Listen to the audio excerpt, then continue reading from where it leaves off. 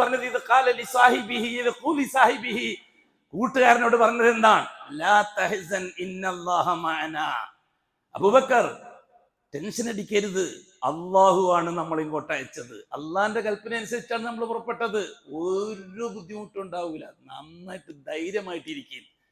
പരിശീലനം കൊടുക്കായിരുന്നില്ല അബൂബക്കർ സിദ്ദീഖിന് അല്ലാഹു സുബ്ഹാനഹു വ തആല? ആദ്യത്തെ ട്രെയിനിങ് ആയിരുന്നില്ലേ അത്?